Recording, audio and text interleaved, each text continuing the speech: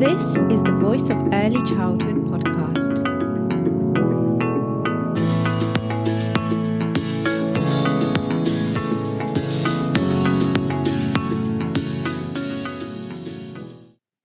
Hello, everyone. Welcome to the Voice of Early Childhood podcast. My name is Angelica. I'm your host and I'm the founder of the Voice of Early Childhood. And today I have with me Enya, who is owner of Enya's Childcare. Thank you very much, Enya, for joining today. Hi, everyone. Oh, no, thank you. I'm so pleased to be invited today. It's a real privilege, actually. And it's fantastic to have you here talking about the topic of educator wellbeing.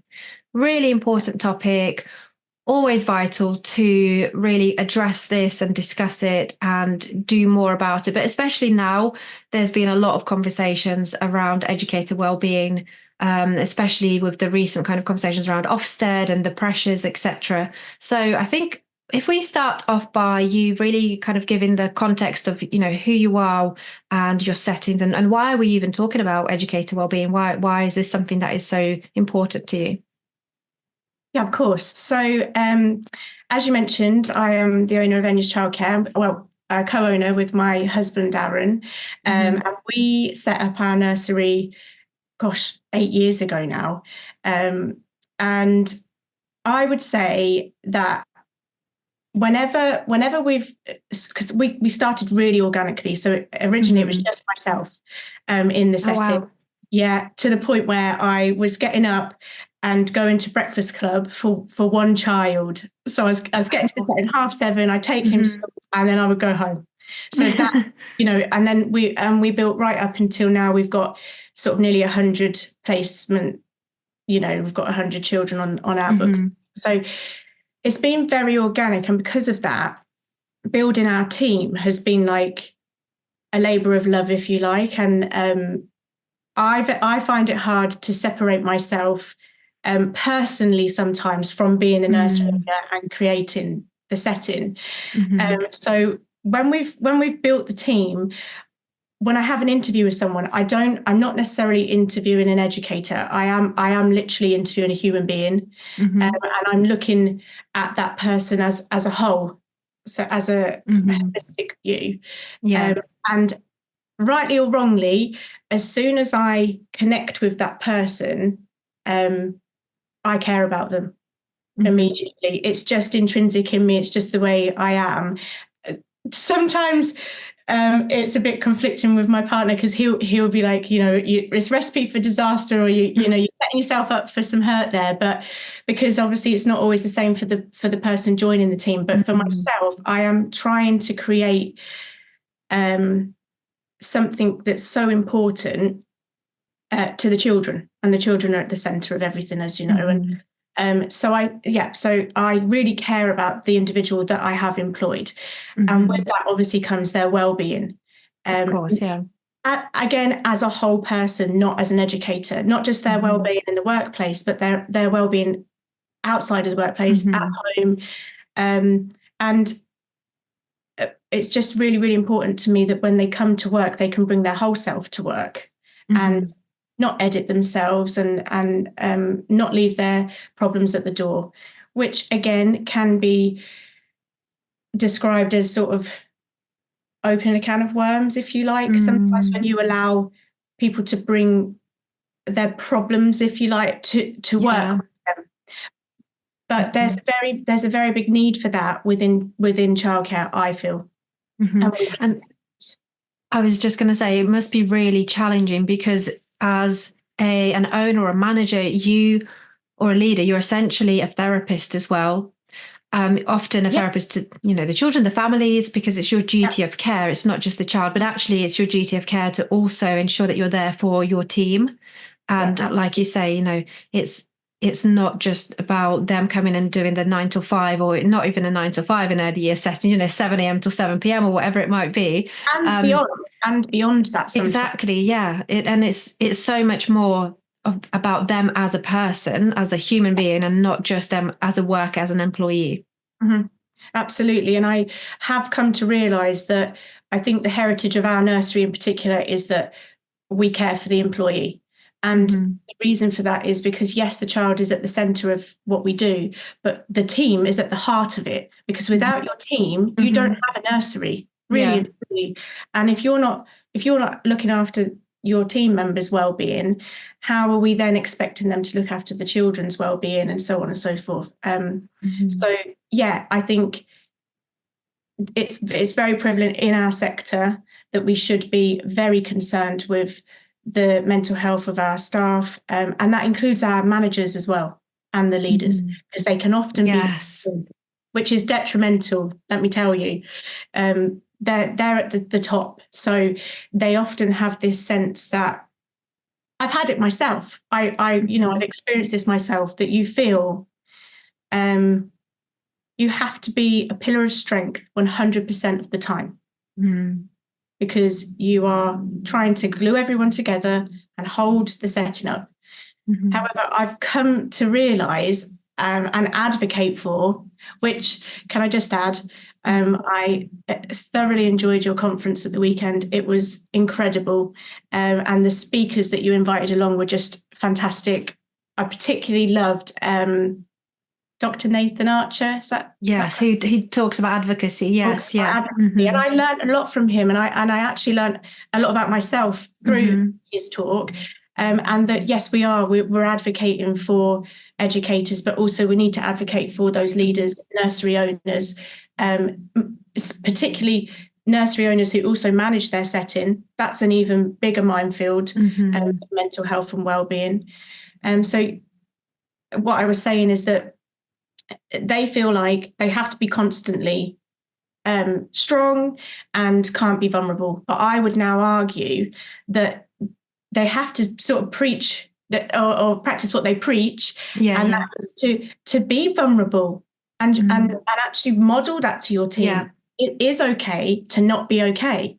And without your leader who you're looking up to doing that, it's very hard to embed that in your setting and in your practice. So that's something that I have kind of had to learn to do. And I'm glad I have, because I do feel like my team feel as though they can express themselves. They can say if something's bothering them, and it is a safe place for them to work and to be heard. So important. So yeah, that's my thoughts on that. Well, so many of the things you're saying I can really resonate with, in terms of having been a leader myself in practice, never owned my own setting, but having been a practitioner and a leader as well. And it's just, when you mentioned vulnerability as well, I was just thinking it is showing your strength rather than a weakness, and that's, so many people would say, oh, you can't be vulnerable, you'll show how weak you are. But actually, no, it's not easy to be vulnerable. It's so difficult to open up, to share your struggles. And actually it makes you stronger, because you're like exposing yourself essentially, and really modeling that, like you said, is so vital, because your educators, your team will see if this person at the top is struggling, then actually it's okay for me to struggle, and I shouldn't feel embarrassed or anything like that. Yeah, absolutely. And also adding on to that, it's a two-sided success almost, because you're modeling that and you're showing vulnerability, but you will also get the support of your team, which is incredibly important, because you are actually part of the team. Even though you're leading everybody and inspiring and doing all those things, you are part of that team. So when they then offer their support back to you, it's really something. It just cocoons you. It makes you feel, even, like you say, it makes you stronger. It makes you feel stronger. And it's all reciprocal, isn't it? And then it really is. It's cohesive, that team is cohesive, that you really do feel part of a team and a culture, rather than just a place that you're coming into work. Absolutely. Yeah, so it's just such important dialogue that needs to be had between everybody within the team in order to function successfully and to order, to be the best we can be for those children. Yeah. And so I was just thinking, you mentioned the Voice of Early Childhood conference, which happened a few weeks ago. So you were there with your team, but you were there also with Edufeel. So would you like to tell us all about your new venture, Edufeel? I would love to, yes. So, like I said, wellbeing has been a huge thing for me when I'm looking after the team. And after COVID happened, it was something we had quite an open workplace culture already, but I think with something as impactful as COVID and how it affected everybody so uniquely and differently. When people started to return to work, it was quite evident to me that we needed to be speaking more, and we needed to be more empathetic and understand each other a bit more, and give each other grace and give each other support. So originally what I started to do was I just had like a poster on the wall with some categories for feelings, and each morning I just requested that everybody put their initials in a certain category to let everybody know how they were feeling. And it just started to work really well. So eventually I thought, right, let's make this a little bit more sophisticated, and I built the app Edufeel, which is educator feelings. And so how it works is that in the morning you would check in and say, today I'm feeling maybe meh or a bit low, and then it would offer you a reason. So you could then select if it's to do with poor sleep or work stress. It could be home life difficulties, bereavement, all of those things that affect human beings essentially. And then they will select that, and that then gets shown to the rest of the team, which I think is really important feature of the app, that everybody sees that, because it is about creating that sort of cocoon around somebody that may need it. So then they might go to their colleague and say, I saw your check-in, are you all right? Can I help? Don't forget I'm here. If you need me, if you just need me to take over at all today, or you need a break, just shout. And then it just kind of like diffuses that person before they enter the play space, because we have to show up every day, and it's really hard. You have to show up, and you have to smile, and you have to play, and you have to have fun. And sometimes you don't feel like it, I'll be frank, but it's demanded from you. So I think if you can at least be open with your team and always have an unspoken dialogue with a look or I know you're not feeling great today, let me just come and step in there, and with some behavior management or whatever it might be. And because there's this thing that I heard which resonated with me about baboons. Right. So bear with me, but essentially, okay, I don't know where this is going now. right. So in the wild, baboons have this thing called stress contagion. So for example, say a baboon has seen a leopard or something that's going to threaten them. Threat, threat. They start banging their chest and maybe like doing that awful sound and shouting. And even though all of the other baboons have not seen the leopard, they haven't seen it, they don't even know what's the problem, it actually triggers their stress sensors, right? Right. Okay. Then they start banging their chest and they start shouting, and it's like pandemonium, right? In the wild, out in the jungle. And I actually don't think we're very different. I think so if we now sort of transfer this into a setting, you've got a member of staff who has been up all night, let's say, with their small child. They've been poorly, or because let's face it, I would say the majority of our workforce are mothers. So, they have their own situation at home going on. So she's been up all night and she's not had any sleep, and the car is due its MOT, and there's not enough money because we've got the cost of living crisis, which is affecting everybody, and that's a worry on her mind. And then this morning she's found a lump in her breast. These are real life problems. And I know that educators come across as unicorns that play and laugh and sing all day, and they don't have problems, but they actually do. So she's come into work and she's not told anybody, because there's not been an opportunity to. Nobody's asked, because you're straight in the door. It's fast paced. Straight on it, Straight on it. Got to go. So not had an opportunity to tell anybody. So she's sitting with this, and then the stress starts to come in, and she's trying to be the best she can for the children that she's working with and the team around her, but maybe she's a little bit impatient or low energy, and she's not quite got the enthusiasm she normally has. Maybe even snaps a little bit at a member of staff, not a child, but a member of staff. And then what happens? All the other members of staff start to get the contagion, and they then start to have their stress sensors triggered. They don't even understand why. It's just, and they might think, oh, why is she being like that with me? What have I done? Yeah, that kind of thing. Right? But that's not the worst bit. Because then what happens? The children start to get triggered. Yeah. They are so in tune with us. Honestly, I can't. They go off our energy all the time. And if one member of staff starts to become stressed, then another one does. It just works its way through the room.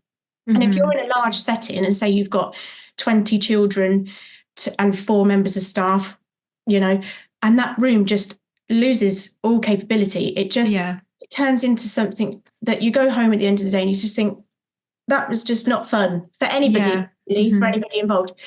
And actually, we could have avoided all of that by allowing that member of staff, before they enter the play space, to just talk, say, this is happening to me, and I feel like this.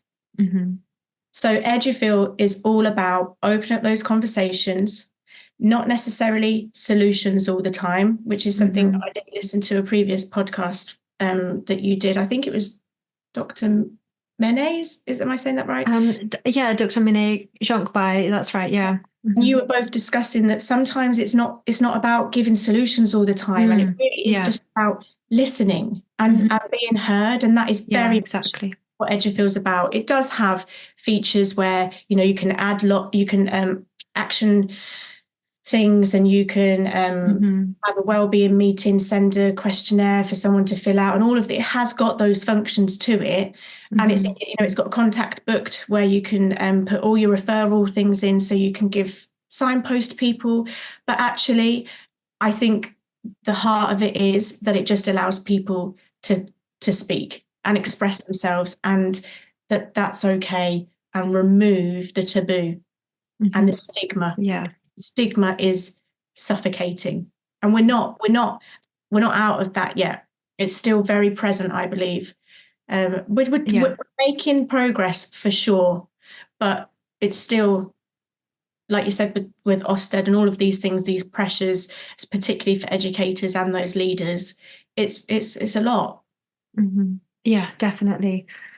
And I'm just kind of thinking in terms of, if anyone has depression or anxiety, then it's still kind of, that stigma is still there, like you say, and it may be there in terms of like thinking, if this person has anxiety or depression, then are they suitable to work with children and things like that? And that is still like something that is out there, as a thought that some people have, and because they have that lack of understanding that actually everyone struggles with their mental health, that it's kind of highs and lows and dips, and it's not just you have something or you don't have something, and it's always fluctuating, isn't it? And that's why it's so important to have that kind of daily checkup, isn't it? And not just, I've gone through this and I'm out the other side and I'm fine now. It's constantly up and down, isn't it? Our mental health.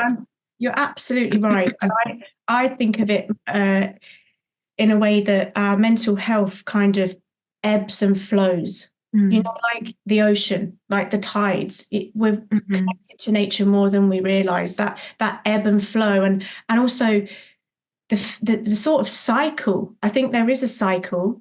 A bit like the moon, where you wax and wane. For me, it's really important that when we look at our members of staff, we can kind of work out that their pattern, because I think everyone does have a pattern if you really look at it, and that is something that Edufeel again can really help with the analytics. It will show up if somebody at a certain time of the month there's a dip. Maybe during the week there's a certain day that they. Yes, I was just going to say, actually, I saw on social media, I think it was last night, that a post that Edufeel put out on kind of Monday blues, or something like that. Yeah. Yes, the Sunday scaries, I think. Sunday Scaries, that's the one, yeah, because I was thinking Monday Blues, I've heard of that before, but then I was like, oh, something similar. But actually, Sunday Scaries, I was like, oh, yeah, I never really had a term for it. I've never heard one. And I always felt that, especially as an educator, when I'd be going into the setting on the Monday morning and like on a Sunday night, I would get nervous or a little bit like, apprehensive for the week ahead. Yeah. And it's not because there was anything different or big or anything like that. It was just, everybody gets that on a Sunday night, or many people do. And that's one example that is very common, isn't it? And then the kind of seasonal depression and all these things. Yes, exactly. And actually, these are very common things, but there might be something very specific to a member of your team that might be around a bereavement, and maybe at this point of the year it reminds them, even if it was years ago, and things like that. Absolutely, because grief is forever. It's not just goes away, and being sensitive and empathetic towards those things is super important. I think we just mentioned seasonal even. Again, on Edufeel, you can look at the year as an overview, and we noticed that one member of staff, that winter is a really hard time for them. They don't get to do the things that they enjoy. Their real self-care, because it's very you don't go out on your holidays and you're not socializing as much and all of these things. And I think so I recognize that as her sort of waning period. And actually now's the time not to push with those sort of work tasks that are that need that expansive energy. It's more about slowing things down, and just like nature, just lean into it, lean into those cycles of those patterns, because they are there for a reason. If you try to fight it, if you try to resist it all the time, you're going to see your staff start to have mental health sort of lapses, and they're going to need that more support. So actually talking about it and open up those conversations and being aware of it, and helping them with even self-awareness is a really good thing. Because I must say, sorry if I'm talking really fast, I'm very passionate about it. I can tell, yeah. I must say that actually the biggest pushback that I have faced with Edufeel from managers and leaders and owners is this sense of open up a can of worms, which I'd sort of touched on earlier. Yeah. Sometimes in life, people don't want to know your problems. They don't want to know that there's an issue. Keep that to yourself, because if I ignore it, it's out of mind. You don't know. Yeah. But actually, no, that's not how it works. I truly believe that if you have those conversations, yes, it might be temporarily a bit of a headache, because you've got to deal with it in the moment, and it gives you a bit of a headache. However, if you don't, you are setting yourself up for a very big migraine. Yeah. That member of staff is going to hit crisis, they're going to leave, and you're going to have to re-recruit. That's a really good analogy. That's my message to nursery owners and managers that sort of maybe not quite on board with these discussions, because I think you've got to look long term. You have to, for the sake of the team and for the sake of the children, because we need that stability in early years. Children need their caregivers to be consistent and stable and reliable. And if your team are constantly turning over and you've got retention problems, it's not an office job. It's not just, I'll put someone else at that desk. That is not how it works.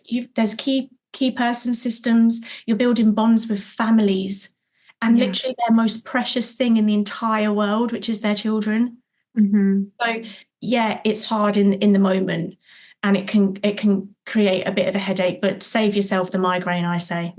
Yeah, and I love that analogy. Kind of, I've written that down in my notes: headache to migraine, and it's that concept of bottling, and it's never healthy to bottle your, feelings, triggers, traumas, emotions that are challenging and difficult. And it's all about having those challenging and difficult conversations in that space. Like you say, if you have created a space in your setting that is safe, the whole, like, not the physical space, the culture of your setting, is it a safe space for your team, and can they open up and have those difficult conversations? It is so challenging. to, like we were just saying earlier, to actually share these things. It's easier in the moment to bottle, and then it all comes out, like you're saying. Yeah, absolutely. But I think there's something to be said about avoiding that. So it's all very well me sitting here and saying, oh, yeah, we need to have these conversations and open this up and do that. But I think I'd like, if you'd be happy for me to, just to share some of the things that we do at my nursery that definitely outside of Edufeel, we have that, yes, and that does embed a sort of open and honest culture. But there are other things that you can do to embed it. And I think if I start with... so in our staff meetings, for example, so every single staff meeting, we have a category for wellbeing. So my team know that every staff meeting, we're going to do something revolving around wellbeing. And that can be, so if I give you some examples of what we've done. So one week we went round the circle, because we all sit in a big circle on the floor like children. And we said to the person next to us something that we felt that they did really well, or something that we really admire about that member of staff. Great, that was good. Then the next time we asked them to say something about themselves, which we admire and that they're really good at. And actually they found that far more difficult. Yeah. It is hard to praise yourself. Yeah. But sometimes you need to do that and actually say it out loud and say it in front of other people. And it will give you that burst of, oh, I feel good about that. So we've done that. Another one we did was the silent human knot challenge. Which was I've not heard about that. Yeah, it was like a symbolic thing that we did. So you all get quite close. And you sort of mix your arms up, and then you just grab a hand. You don't know whose hand it is or anything like that. You just grab a hand. And what essentially happens is you're all knotted up. You kind of like, so silently, without talking, you have to unknot as a team. But keeping hold of keeping hold. You can't let go. Right, so, a lot of maneuvers and it's and that was really fun. And it reminded the team again that actually throughout our working day, we are doing that all the time. But it's just not so physically represented, if you like. Yeah. You're having unspoken problem solving things throughout the day all the time. And again, so that was more about practice, but it was a bit of fun, because I think if you want to do this in your staff meetings, having fun is part of that. Again, from your conference, Ben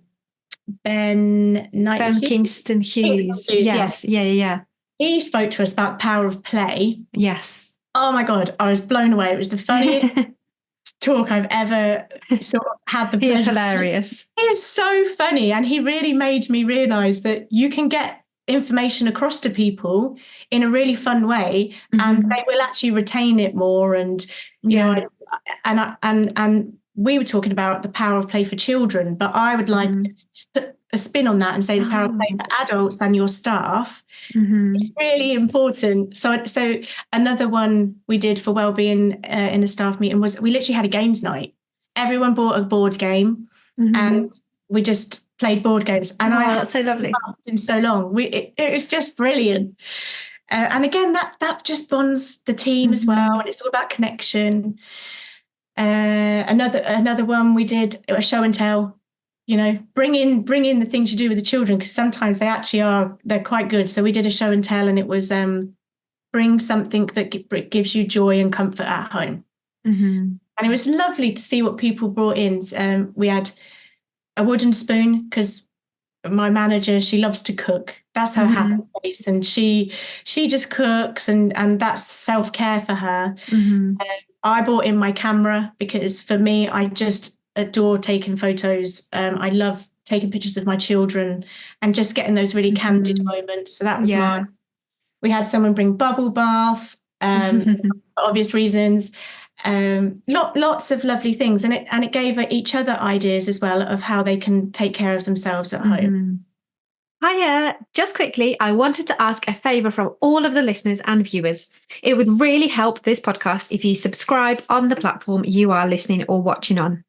This will help the Voice of Early Childhood podcast to continue putting out thought-provoking and reflective episodes with a range of guests.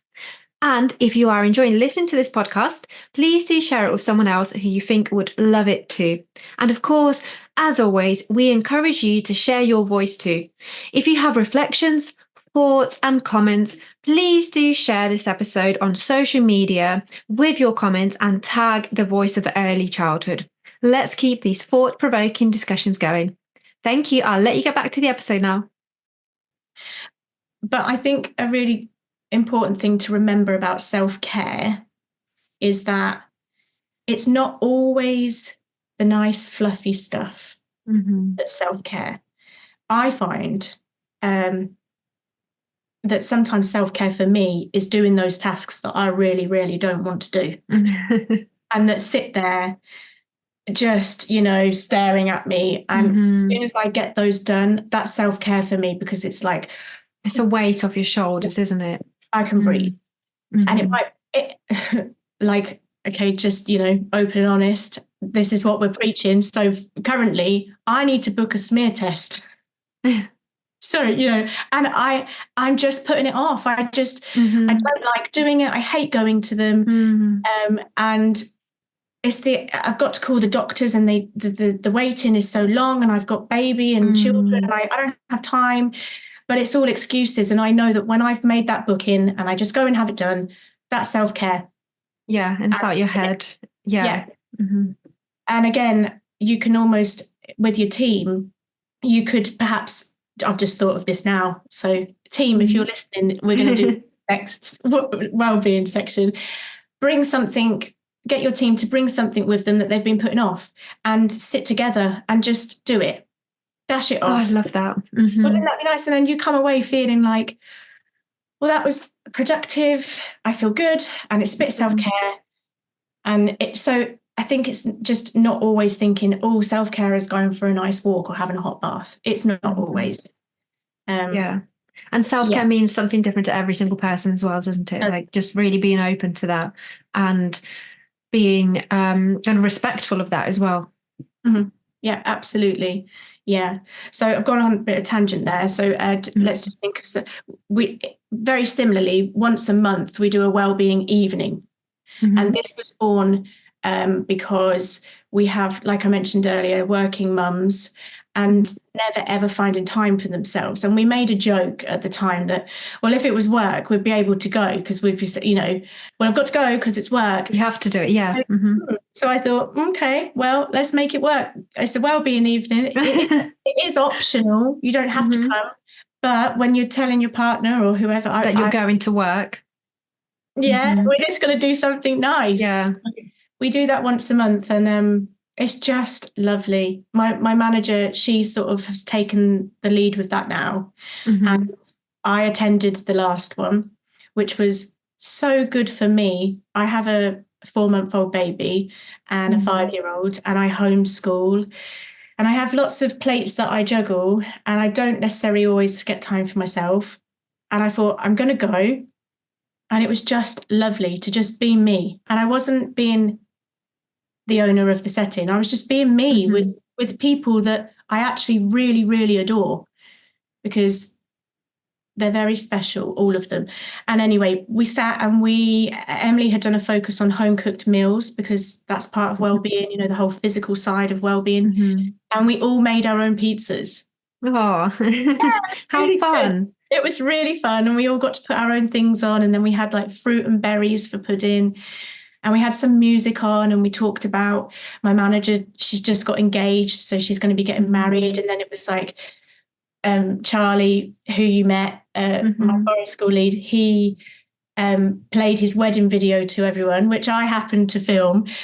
So we were crying, happy tears. And so that was the last wellbeing evening. But we've done lots of different ones with we are looking actually to do like a clubber size one, or Oh, cool. get our bodies moving. Yeah. Yeah, so that's another thing. And it really does sound like, so, there's so much bonding there. It's so great for everyone individually, but then so much team bonding as well. Because this is a question I will put out to anybody listening that's an educator in a setting. This is an open question to you. When you think about where you work and your setting, try to remember that when you're not at home, most of the time you are at work. So you are there quite a lot. And ask yourself, is this a healthy place for me to be? In all aspects, but very much so mentally and with connectedness. And the people that you work with, do you have those bonds? And if it's not, and it actually has a detrimental effect on you, that is something to evaluate. It really, really is. I don't think we sometimes take into consideration just how much work and where we work and who we work with and the environment that we work in can affect our overall happiness. You can have the happiest home life ever, but I'm pretty certain everybody would say that work can sometimes seep into that. And if you're not definitely. You're going to get the Sunday scaries badly, aren't you? And then all of those things. And it's just, so that's a sort of open question to the educators. And then an open question to any managers or leaders or owners that are listening is, how consistent are you with your wellbeing approach? Are you being consistent? Because if you're facing recruitment issues and retention issues, I think that's the first place to look. We have to ask ourselves as leaders, are we, stop for a minute and think, actually, what is making people stay here? Instead of thinking, what is making them leave? Let's think about what's making them stay. Yeah. That sometimes is actually more important, because that's your ethos, that's your environment, that's your workplace culture, that's everything. So ask yourself that. And if your answer to yourself is, well, I do a sort of wellbeing Wednesday and I'll put chocolate in the staff room, that's not embedded. And it's a bit tokenistic, and this is it. And I'm not being judgmental. I actually am saying this because I would like to advocate and I'd like to help and just get people to stop for a minute and think about their practice and what they're actually offering as a leader. And I was just looking, when you were talking about, you said, is this a healthy place for me to be as an educator? I was just looking at your leaflet here, that I picked up from the Voice of a Childhood conference, and one of the statistics says 1 in 4 of the early years workforce respondents are considering leaving the sector due to stress or mental health difficulties. So that's kind of very much, this is not healthy for me, in terms of being in the sector or maybe being in that setting. And it really resonated with me personally, because I left practice a few years ago, back in, I think it was end of 2018. And it was because I didn't feel like it was healthy for me anymore. Yeah. I loved working with the children. I love early years. I still do. I still love, everything around early childhood. But I just felt, for me at that time, it was no longer good for my mental health. And that was the first time I really thought about my mental health and thought, actually, there's something not right here. And I just left without having anywhere to go. And I'm not that kind of person, or I thought, I'm not that kind of person that, just doesn't have a plan. But it was just like, I'm not myself anymore. I'm not good for the children that I work with anymore, because I'm not as enthusiastic and as energetic. So it's not fair on them, but I just can't cope anymore. So I could completely relate to that. I was one of those, I was that statistic, and it's so right, to kind of think about yourself. Is this a healthy place for me to be? And as much as we think about the well-being of children, it's not to say that your well-being isn't as important, because it is. Without your well-being, you cannot help those children. If you can't self-regulate, how on earth are you going to co-regulate? Yeah. It's just, it seems simple, but when you're in, like you were, Angelica, when you're in that situation, you're just literally trying to keep your head above water Yeah. to survive. And that's really sad. And it makes me feel, sad that that happened to you and that you didn't have that support there. Because this is happening all over the place. Really passionate, well qualified, amazing educators who have got so much to give to children are leaving. Yeah. And then we're not seeing them come back through. So then the pot from which we are trying to recruit from, for example, it's just diminishing. And do you know, the thing is, there's a big debate about it, but paying educators and what they're paid, it's not deserving, really, in my opinion. Yeah. And so you are really relying on their goodwill a lot of the time, and you're relying on their passion, and you're relying on their love of children for them to stay and do what they do, because they can easily go somewhere else and get paid more. And they are the ones we need to keep hold of. And that reminds me, when you're speaking about pay, me and my partner were actually just talking about this, and it was not related to early years, but just kind of business in general, and considering, your team, your staff, what, like you said, what makes them stay, and actually thinking, okay, maybe they can get paid more somewhere else if they go and work in a supermarket or maybe even another setting. But what if they feel like they want to stay here, even if they're not getting paid as much as somewhere else? And it's really making them feel like they want to be part of this team, this culture, even if there's not, financially, if they're not better off, actually they're better off in terms of their mental health. Yes, 100%. In fact, I have had experience of a member of staff, well, a couple, to be honest, where they don't necessarily want to do childcare anymore, or education, or early education. They want to step away and try something else. You do get a lot of sort of younger people coming into the sector, and in fairness, they haven't probably explored other avenues. All the avenues, yeah. Absolutely. So completely understand why they might want to try something different.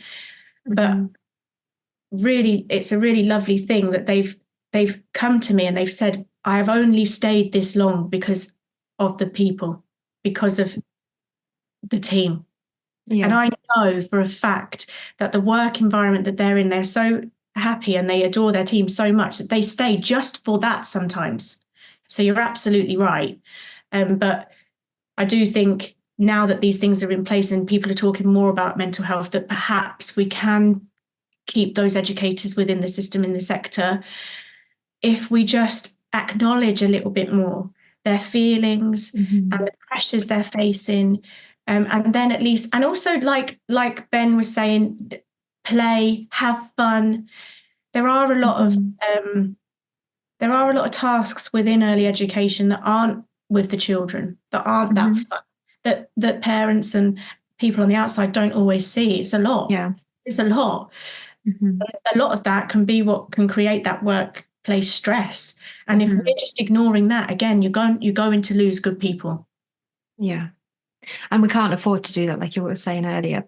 So what I was thinking earlier when you kind of introduced Edufeel to us, it's really that kind of medium. It opens up communication, doesn't it? Like you were saying, it's unspoken.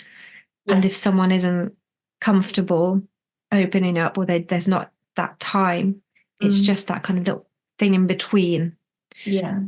And that is so valuable. Going back to Sunday scaries, I have had members of staff check in on a Sunday. And so you almost know how your team are feeling before they even enter the door. Some people do it from their bed, I think, and it's like, and then they feel they can then make the next step of getting in the shower. And I know that sounds, it might sound a bit dramatic, but actually that is true. It's like, okay, I've put it out there. I can do the next bit now. Yeah, it's a bit of a release, isn't it? Yeah. And it's almost like accepting it. And it's a bit like journaling, isn't it? But actually it's one step further. You've put it out there, but actually it's visible by other people as well. And you haven't had to kind of open up. It's so scary to sometimes you kind of freeze if you do want to share how you're feeling, but you just get that anxiety or that freeze or whatever it might be, and you can't get those words out. And like you said, there's not enough opportunity there. So yeah, it's that kind of those small steps. What can you do to be okay, be that little bit more okay? Yeah. And that reminds me of a post on Edufeel, I think it was a few days ago. It's okay to not be okay, you know, and really making sure that everybody knows that, and you're modeling that as a manager or leader or owner, and just really being so open about mental health that, you know, everyone struggles. Yeah, where it just kind of normalizes it. Yeah. Again, like you're saying, have better understanding of each other. Reducing that stigma. Yeah, something we did do, just going back to one of the staff meeting wellbeing part, we went round the circle and we all told each other what our love language is, because it can actually be incorporated into the workplace. And now on our fridge, we have everybody's name and what their love language is. So if you see someone has checked in low, you might think, I'm just going to go and see how they best like to be comforted or supported. And I've got lots of suggestions there as well of different things that you could do for that particular love language. And that has helped as well. It's come to light that some people, they don't like being touched or have a hug or anything like that. They're very much about words of affirmation. So it's about, right, let's give them some praise and boost them. And I think praise and feeling valued goes a very, very long way in keeping a happy team. So again, another thing for any nursery managers or leaders listening, one thing that I do periodically for the team is I will write a letter of appreciation, and I will send it to their mum or dad. Or perhaps if they don't have that relationship, I'll send it to their husband or their life partner. And essentially, I put in the letter from Aaron and I, you know, what they're doing well, actually sort of describing just how hard their job actually is, to give them some understanding and perspective, and actually just how much we appreciate them and how much we value them. And I know for like a lot of the parents, because I'm talking about, you know, I've got members of staff who are in their 40s, and I will send it to their mother, because you go, as a parent, you go through their whole school life, you get updates, you get all this information, and then they go into the workplace and you never hear another thing. And a lot of educators are very humble and very sort of, modest, and they don't tell people like what they're doing well and how they're getting on. So when their parent or their husband receive this is one of the most important people in their lives. Their acknowledgement and recognition means a lot. So if you can pass that information on and share that in their home life, not just in their supervision or their appraisal or review, let's celebrate them into their home life. And I love doing it, because I just love writing about them and telling someone that I know loves them just how amazing they're doing. So for those people whose love language is words of affirmation, that's a great way to make them feel valued. And then acts of service and what else? There's so many things that you can do within the workplace to make people feel valued and then ultimately happier, and then ultimately they'll be more productive, and it's good for business at the end of the day. Yeah. It's good for the human, but it's also really good for business. And sometimes, as my partner will remind me, we are a business and you have got to think about those things. Yeah, definitely. Yeah. And it's okay that you have to think about those things, because if you didn't have early childhood settings as businesses, then there wouldn't be enough out there. There wouldn't be enough places for children there. That's right. Yeah, exactly. Yeah. Well, I think those examples are brilliant to hear, and they may not work for everyone. I was going to say, how do some members of your team may not respond well to having a letter sent about them, but that's because you know their love language. So actually, you wouldn't do that to some members, and it's really about understanding each individual's needs, just like we understand each child's individual needs, preferences, interests, etc. So yeah, like just having all of these examples from your own setting is so useful for leaders and managers and owners out there to consider what might work for them, what might work for their teams. It's so, so useful. Yeah, there's lots of things you can do. If you just have to be a little bit creative with it, and have fun with it, is a good word of advice as well. Just try and have fun. Yeah. So, I mean, you could talk about it all day, to be honest. I could just keep going and going, but yeah, we have to stop at some point.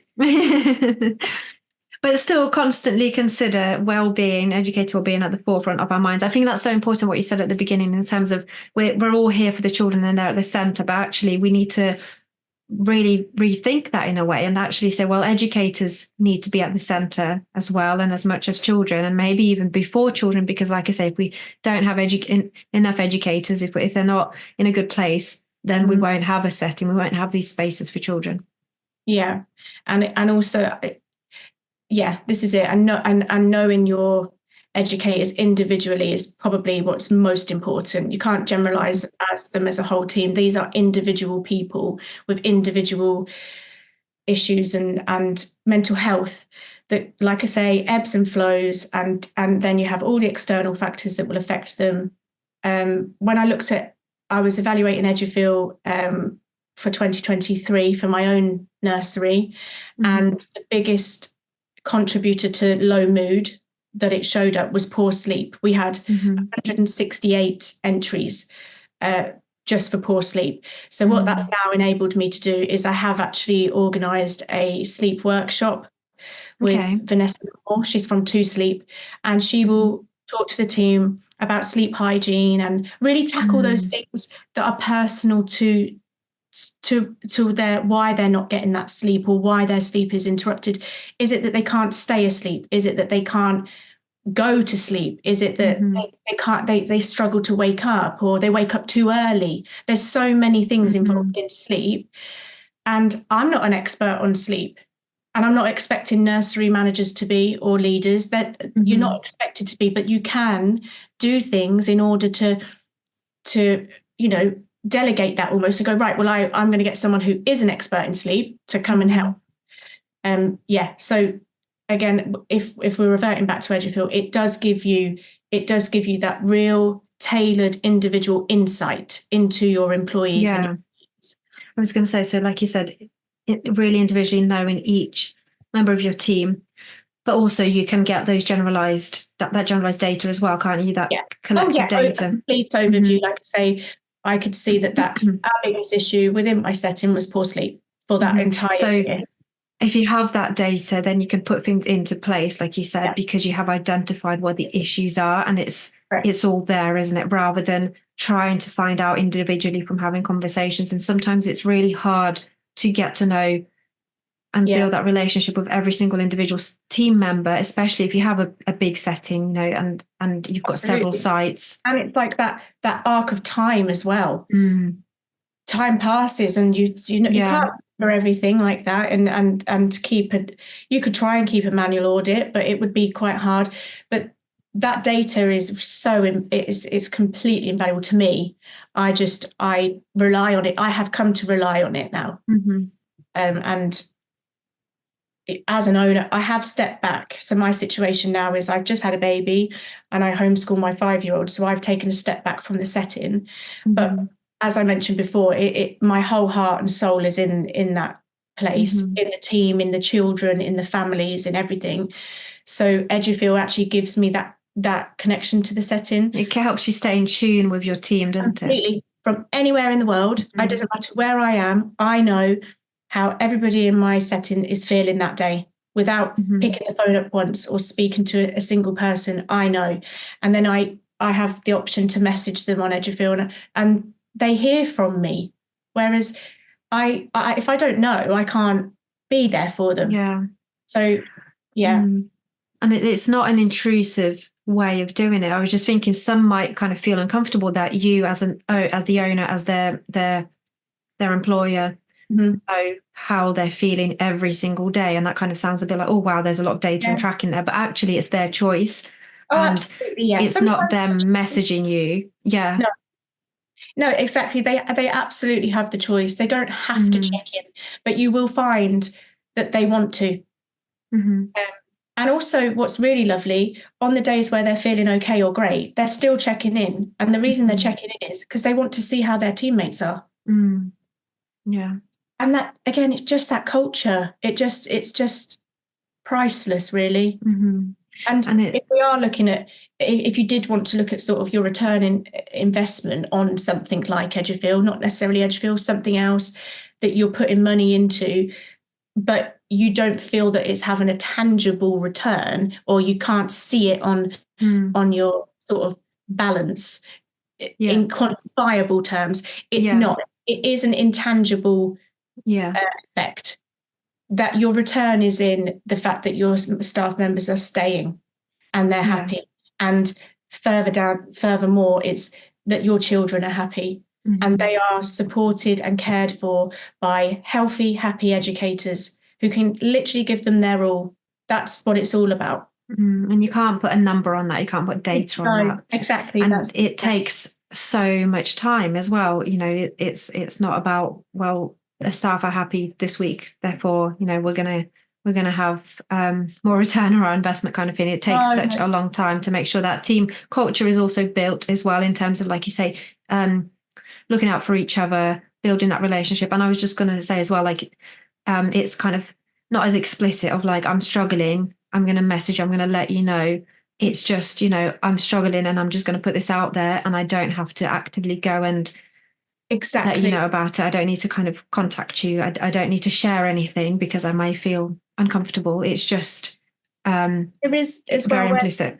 Where they can pick the reasons. There is a comment box that they can write more information in that only management will see. So they do also have that little privacy or barrier if they do need it, where it can just go to their manager and then they've offloaded, but not to the entire team. But the team know they're not feeling great, and there'll be a sort of very basic reason for that, but they don't have to share everything. And my team are really good at saying, you don't have to tell me the details, but I'm here for you today because I know you're feeling 100%.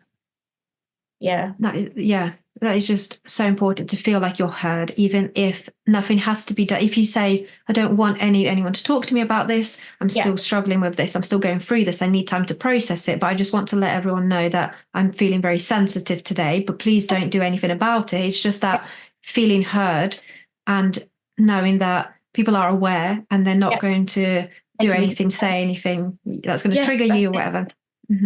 Absolutely. You're 100% right.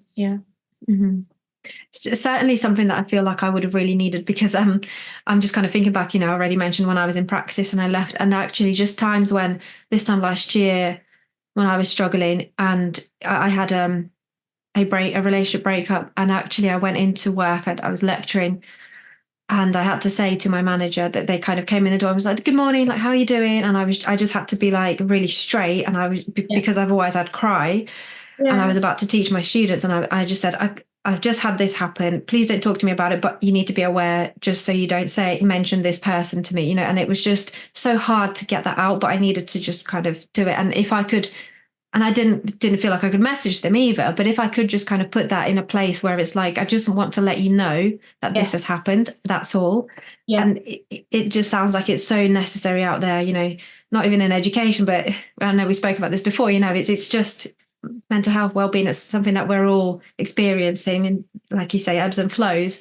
It's not just in the education workplace, and it really, there's so many what's the word, I can't think of the word. Just kind of, it's all interconnected, isn't it, from home to the workplace, and it's not just about, like you say, leaving it at the door. This is it. Bring your whole self to work, and it's actually okay to do that, and we're here to support you and hold space for you. And I gosh, if I had been there when you were feeling like that, it's just, it also empowers your manager to be there for you by feeling that you can be open and honest, and help them to be better at supporting you. Because sometimes the manager, the owner, might feel like, I don't really know what to do here, like my hands are tied, I can see that they're not quite themselves, but I have no idea. And if I ask them, that they might break down, or I don't feel comfortable. But actually, if it's like a bit like what you were saying before in the activity, it's like unspoken. Where we're constantly in an unspoken way solving problems, and that is a bit like that, isn't it? That's kind of what Edufeel is doing. It's unspoken, but we're all there for each other. We're all aware. Yeah, you've got it. You've absolutely got it. That's what it's about. Yeah. Yeah, I'm just really excited to see this sort of go into other settings and help other educators, and hopefully just dissolve this stigma and this taboo. Truly. I mean, I would probably say that for educators or anybody really working with children, naturally we are quite sensitive souls. Yeah. You have to be. If you're you've got to have that real nurture inside to you. And sometimes it can be at your detriment, to the sense that you can feel so much good and bad. Yeah. That it's almost, is it a curse or is it it becomes overwhelming. Know. Yeah, it can be. But one thing to be reassured by is that pretty much everybody in your team is going to be a little bit like that too. So it's just opening the doors and opening the conversations and just allowing people to be there for you. Yeah, and I just very quickly, we had a new member of staff join us because we've expanded. We now take under 2-year-olds into the setting, which are so cute and lovely. So we've needed some new staff members, and where they've come in, and Edufeel is just something that they automatically sort of join. It's helped them settle so quickly and help them feel at home and a sense of belonging really, really quickly. And to the point where one of the new members of staff came to me and she said, I just want to give some feedback, and she mentioned another member of staff. She said, they've been so supportive. They saw me check in as feeling a bit off. And she said, I couldn't even describe why I was feeling like that. I just was having a down day. And she actually messaged her when she got home, and she sent her like a nice little, like a gift type of thing, like and just some support even after she'd left work. And this is a new member of staff coming into our team. And that, again, is like a huge staff benefit, I believe, because of how it just sort of seamlessly brings them into the team and goes, you're welcome here. All of you, or every part of you, come on in. Yeah. Yes. And the word I was thinking of earlier is intersections. So intersections between staff well-being, team culture, and home life, exactly what you're saying now, making sure that the new team members feel at home, feel welcome, feel like they are going to be looked after here. And it's kind of the best start to I was going to say the best start in life, like what we say about children. It's the best start to their new career or their new job. Life. Absolutely. Yeah. And I think educators that are listening, don't be scared to actually want that from your employer. You do deserve it. You really do deserve it. You do an amazing job, and actually you are well within your rights to expect that from your employer, for them to have something in place that supports you and your well-being. Yeah.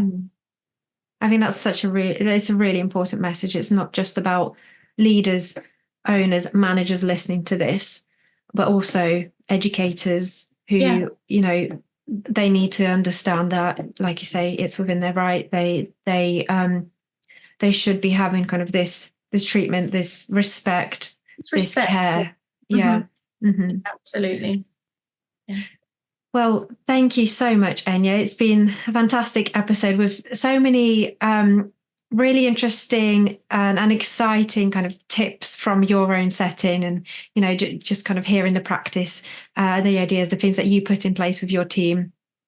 And I'm sure so many educators and leaders will have something to take away from this in terms of like actually practically putting things into place as well as just opening up those conversations about mental health and well-being. Yeah. Oh, no, thank you. I've absolutely loved talking with you and getting to sort of discuss this. So, yeah, I've got lots of other ideas. So maybe we can talk again. Yeah, definitely. And just so all of the listeners and viewers know that the Voice of Early Childhood is working closely with Edufeel. So you'll definitely see and hear more of Edufeel and Enya and perhaps her team from the setting as well. That would be brilliant. It would be great to have them on as well and discuss, things. So if you want to find out more about Edufeel, then you can do so on the Voice of Early Childhood website on our partnership page. And yes, I'm sure that you'll hear from Enya and Edufeel very soon again. Thank you so much, Angelica. Thank you, everyone. Thank you very much.